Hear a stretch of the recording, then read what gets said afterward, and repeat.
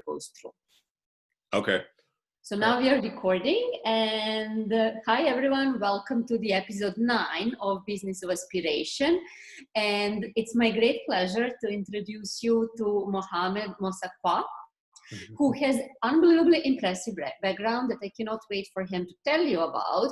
I'll just briefly introduce him. One on his resume are NFL players, organizational psychologist who has his own company that works with brands, with other companies to unlock the human element of their operations and their production processes and value chains, and also an amputee, which he is going to share with you more information on. So Mohamed, welcome, and thank you so much for being here. It is such a pleasure to be here. I think you're a rock star. I've truly enjoyed watching your videos and consuming your content. My story starts back in West Africa. My parents escaped the Civil War and had me here in the States, so I'm very grateful for that. As a result of being here in the States, fell in love with sports, football to be specific. I went to the University of Georgia, which led me to becoming a second-round pick in the NFL. I retired after 5 years.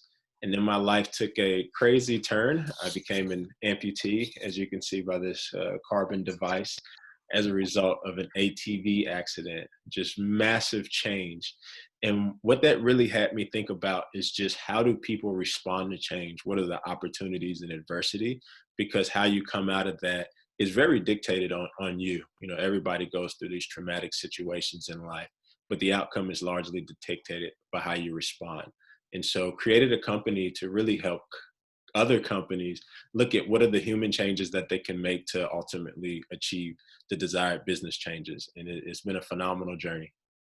Yeah, well, this is all, I don't even know where to start. There is so much to unpack here. And I have a feeling like, why are you not going around the country telling the story? You probably are, because I've seen that you've been speaking at Harvard. So speaking of superstars, there is only one superstar, and that's not over here. So yeah, I mean, I want to start from, like you told me, we were chatting before we started over all of that, and it seems like the common thread that here is that kind of human element of the relationships we have these days, be it economic relationships, be it also social relationships, be it like or even like cultural. You're always like, but wait, where is that human element that comes out?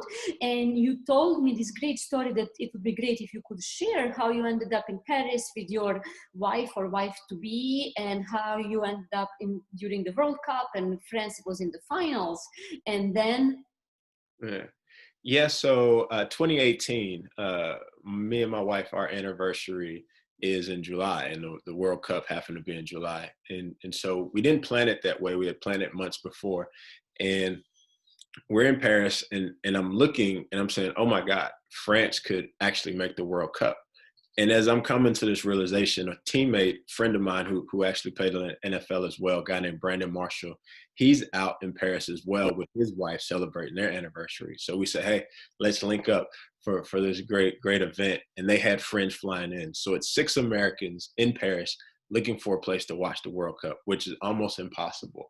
So we're around the Champs-Élysées, and we come across this African restaurant. I get excited because I'm Liberian. And so we walk in, but they look at us as these 6 Americans and put us to the very, very back of the restaurant. There's like a pole, plants, obstructed view. And my wife looks at me and she says, your people aren't letting us, watch the game. And so I pull my phone out. I just got my DNA report from 23andMe. I show it to the server, and he lights up. He takes us from the very back of the room into the front of the room where we have like front row seats to the TV. Right, because your 23andMe reports show that you're 100% like thanks to your wives, like your people, like, take it up with them.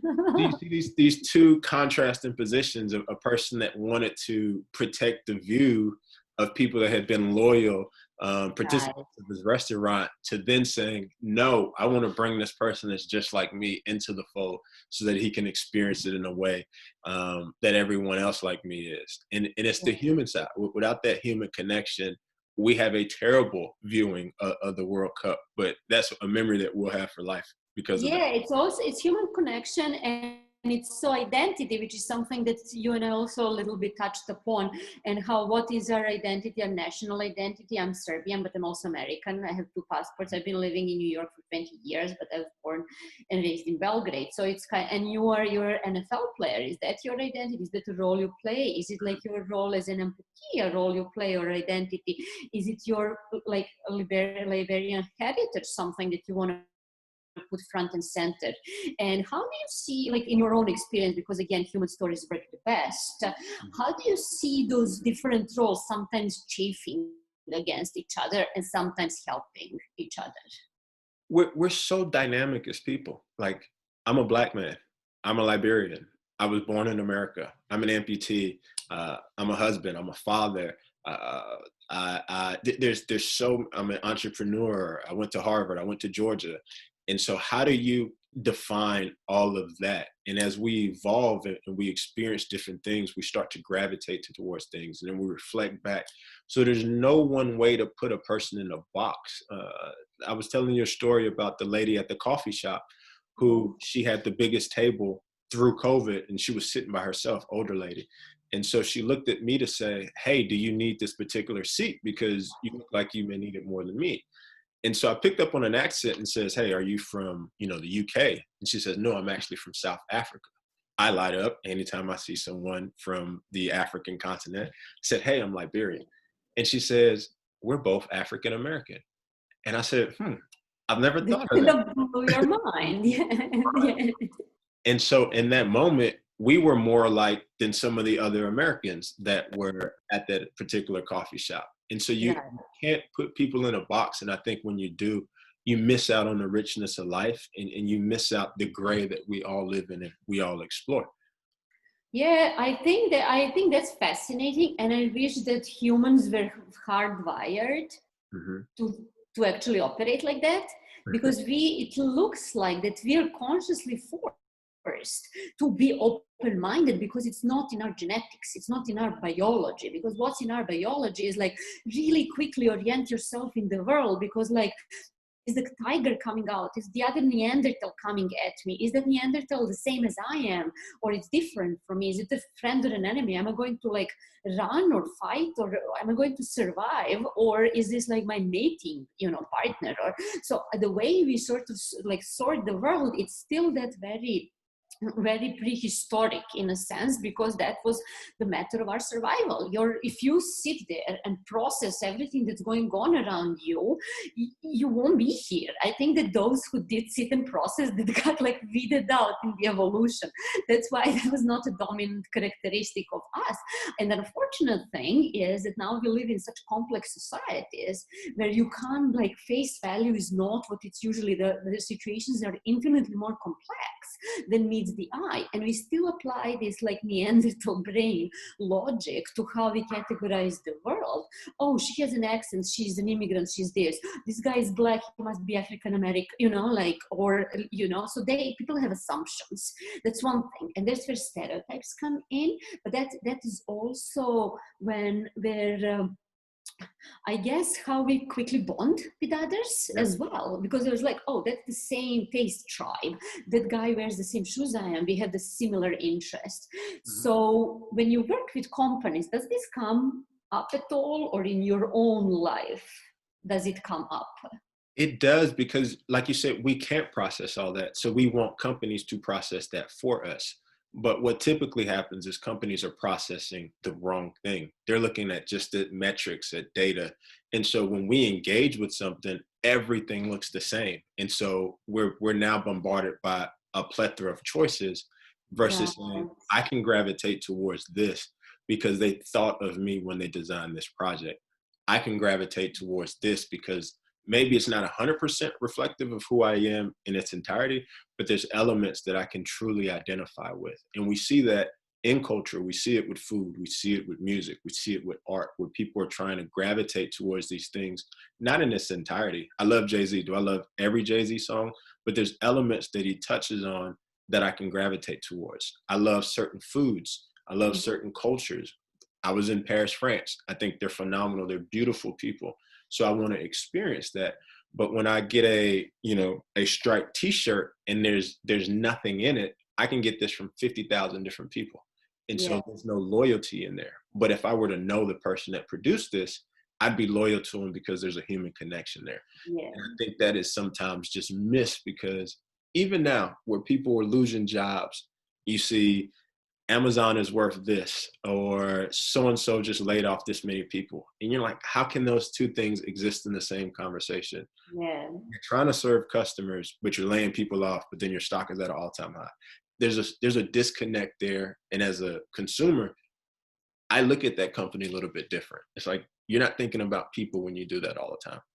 Yeah. And I think that we are seeing that like more of a, it's not just your individual thing. There is a lot of people like you who are thinking that same thing and saying, hey, but what did you do for your community? What did you do for all those like artisans and farms at the end of the day? How did you at every step of your value chain, you gave something back and give something back for society?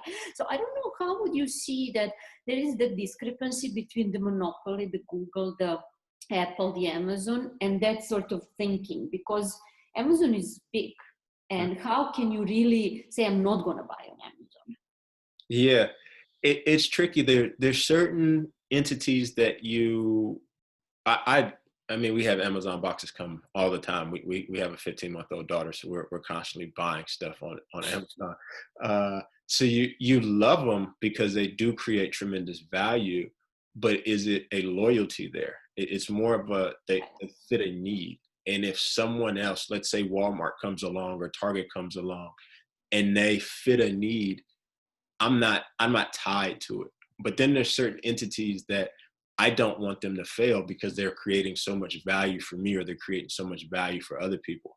So I will go out of my way to support them. And I think you're starting to see that with people that are tied to causes or companies that are doing good, where people will happily give them their money at really any premium because of what they contribute to society. And so it's a risk for big companies because the tide can shift very quickly. That's very true. And I mean, like, I see what you, like, I understand what you're saying and 100% agree. I just think that Amazon at this point, it's not even, we are beyond loyalty at that, because they have so much data about us.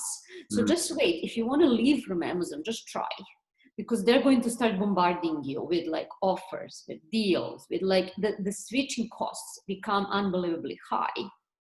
You can choose, there is like, that's on consumer side. On business side, again, that kind of data and that kind of infrastructure prevents a new Amazon. That's the problem with monopolies. Yeah, we'll see what happens with them in legislation. That's still to be determined if they get broken up. Yeah. But we've kind of seen it before, where it would be unthinkable that Walmart was playing second to anybody in low cost 15 years ago. And so as these things shake out over time, maybe we're just in a digital age where, once you create a monopoly, it's hard to unseat them. But I think people are starting to get tired and restless of how consumers are treated, how employees are treated in this next generation of consumer. Yeah, that's true. Like, Amazon puts consumers first. So we don't really have a lot, because they're, at the end of the day, the ones who invented Amazon Prime. And then like 2-day delivery, and then the entire retail sector had to follow up 2-day delivery at unbelievable cost. And like, the human cost of 2-day delivery is really big as well. And so for me, it's also like how we as consumers and also like as a society calculate the cost versus price, because the price may be good, but cost can be really high, like the social cost, the human cost, but you get a really good price because you pay zero for a good price, for shipping. But then the human cost is really high. Do you come across that kind of conversations in your work? Not typically in my work. My work is more around how do you create products, or how do you create experiences that the consumer wants to support, and versus the actual like pricing mechanics and some of the other things.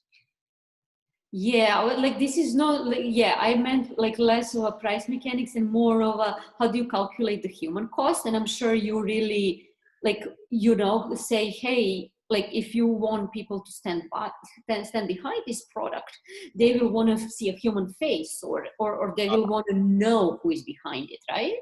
Yeah, that's where diversity and inclusion comes in, because the Yeah. more individuals that you have that fit an accurate representation of who you're trying to target, the Yes. better aligned your product, your delivery will be. So diversity and inclusion isn't just a metric. It's almost something that's a necessity so that you don't step in some type of fire. Because I'll give you another example. Me being Yes. Liberian, I have a friend that's Nigerian, a guy named Emmanuel Acho.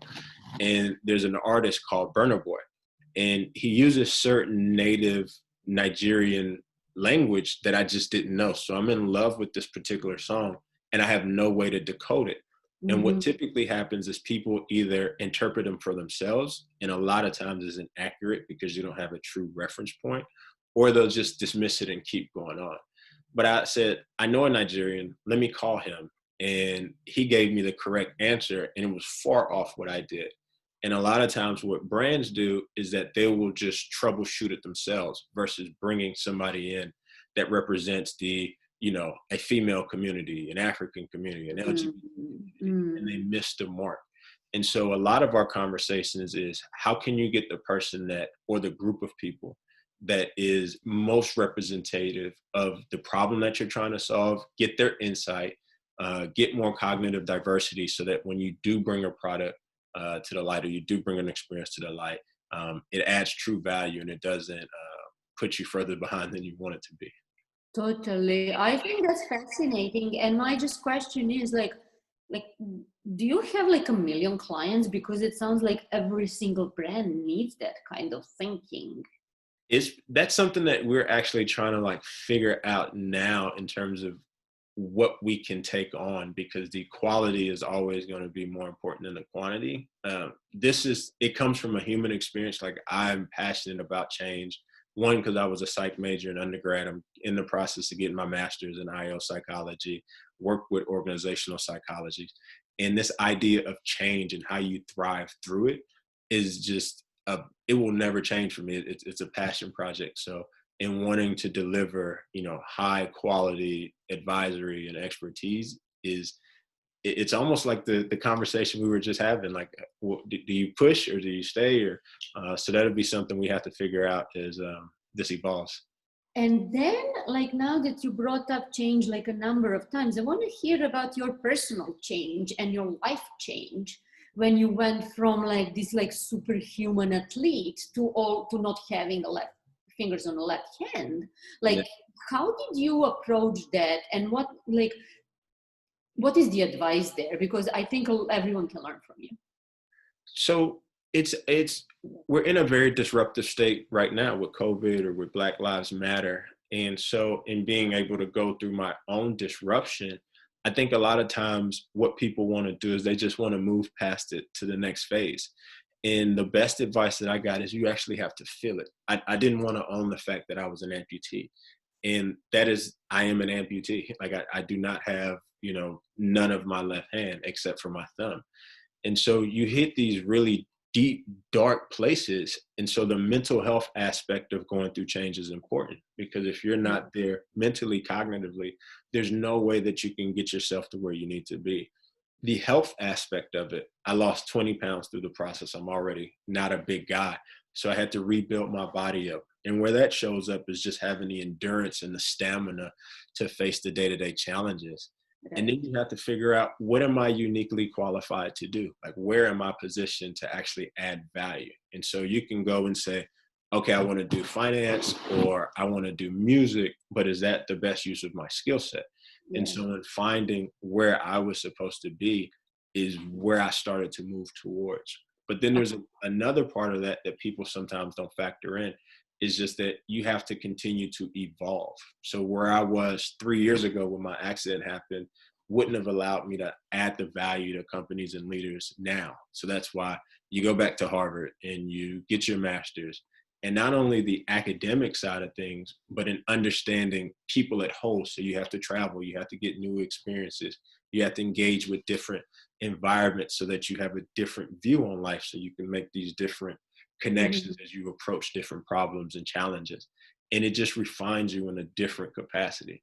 And so I will always have to evolve. I always want to be cutting edge. I always want to move forward, just because there will be something else that comes. Like when you have some type of adversity, it just gives you more urgency in life, and it gives you the realization that something else could happen. And I want to be prepared to be able to thrive through it if this thing lands on my doorstep. Yeah, I mean, that's what you're saying resonates a lot with the current moment, because I've seen a lot of people leave their jobs that they had for many years, and they're like, what I really want to do with my life, what is really important? Do I want to live in a city, in this small place, or do I want to live in the countryside, or how do I want to spend my life? It's like that fragility of life all of a sudden comes front and center. Things that we take for granted come front and center, and we like, it's the optics. All of a sudden, like the view rearranges itself, and you're kind of like, and different things are important to different people. Some people can't wait to get back to the office. Some people, were like, no, I'm done with this office thing. I'm going to go and I'm going to like start my own garden or something, and all of those are legitimate, I think, things, because people are like seemingly finding what they're passionate about. You just happen to have that in your own individual. I wonder if that's like we're going through that psychology of disaster in real time. But what's interesting is that before the accident happened, I had friends tell me, I was actually working at Morgan Stanley in finance, and they were like, why are you there? Like, I know you're smart. I know you can do it. I know you'll have success, but I just don't see it. And you meet other people and they're like, okay. And so we all have these things that we know there's tension that we're in a good position, but it's not the position. And so you have to figure out, do I live with this tension, or do I take the leap of faith and find the thing that I'm actually supposed to be doing? And that tension never leaves until you jump and start to move forward and where you're supposed to go. And so it's like universe forced you to be who you're supposed to be, literally. Exactly. And it doesn't feel like work. It's something that I was doing prior to, and analyzing, like, what could this particular company do to be better? What could this particular person do to drive more value? And so it just got put on my plate. Like, there is no other option. Life is so short that I have to do this. You have to do that. You're the person who's going to do that. Now. I think that's crazy. And also, what I wanted to say is, yes. So I think that like that sort of ties back to what you're saying, like the stereotypes and also the pressures that we feel from society to like, one thing is how we label ourselves, but the second thing is how we're labeled. So just because you're smart and, like you could do a job, you're like thought that you should do the job, because like that's what success in this society means, to go into finance or law or medicine, and everything else that's more like fuzzy and human, that's not productive, not as productive like as working in finance. Yeah, but you need people. That same friend, Brandon Marshall, he has an acronym, BITWA, BITWA, best in the world at. Like, what can you be the best in the world at? Yeah. And so you have to continuously push yourself to move to your areas of giftedness and further develop your areas of giftedness so you can become the best in the world. And sometimes that it doesn't have a description. I've met people who have jobs that are phenomenal and entrepreneurs that they're not on anybody's resume. There's not on anybody's like school teaching. They just figured it out and they followed their gut. They followed their intuition, and it led them to functioning at an extremely high level. And so I think people, they just need to trust themselves more. They just need to trust their abilities. Yeah. I think you said it nicely. I would say people need to have balls. Mm-hmm. That's like how I see it, like just to be like, to not to kind of tune out the expectation. And it's unbelievably hard. I mean, we are trying to, follow the path since we start, like elementary school or kindergarten. So I think just having a balls to say no to society and be like, no, I'm going to do it my way. And this is what I'm good at, and this is what I'm gonna, and it's fine. If that doesn't work for me, it's fine. You guys have that. I'll do my own thing. Yeah. And I think the other thing that scares people is they think they should have it all figured out on day one. Yeah. There's beauty in the journey, and you connect dots as you go along, and you course correct, and you end up over the scope of time getting to where you should be. But it doesn't happen day one. It's just like we get in the car and then we travel and then we get there. It's not we get in the car and we're there. And so people, the sequence is important. You have to go through those hardships and hard times to ultimately refine you to get to where you need to go to. Another thing people don't like is uncertainty. Like, again, it's again survival thing, because like if you're kind of like, oh, I don't know if this winter is going to be cold or not cold, so I don't know if I'm going to forage now, like, it just doesn't work like that. People like to have like, okay, I need to prepare, this is going to happen, this is how I prepare for it. And that's why the unexpected events are so meaningful, because they threw us completely out of the loop, and we need to adapt to them, and we don't have the adaptation tools like already. But when are we ever safe? Like we have Never. I mean, that's never. Do you know that there was in 1907 there was a meteorite that hit Earth and it landed in Siberia, Mm-hmm. and no one died. I mean, I don't know. And if that meteorite hit New York City, it would completely destroy the entire city. I have a feeling we should know about this. Like about those crazy, like if it fell in New York City, it would be a massive historical event. Yeah. So you can never prepare for like I don't know, the star hitting Earth or something. Not star, but meteorite. Yeah, but things are so close. Like we've all had those close encounters with a life-changing moment, and we just dismiss them. Versus, I was lucky, but the reality is you may not be lucky, and so you might as well go. And we have so many examples of people that just went. Like who's qualified? Was Mark Zuckerberg qualified to create a multi-billion-dollar social? Is Elon Musk qualified? Is The Rock qualified? You qualify yourself through what you do and the problems that you solve. And there's so many people that are overqualified to do the things that they're trying to do, but they don't give themselves enough grace or enough courage or whatever the case may be. So a lot of people are actually self-sabotaging their journeys. Yeah.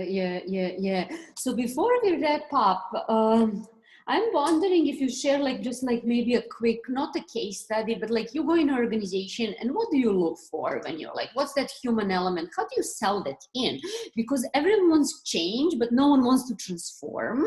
That's one thing. And no one has time. From my experience being in companies, like people say those things are important, but they never dedicate enough time. They just, they think that hiring a chief diversity officer is enough.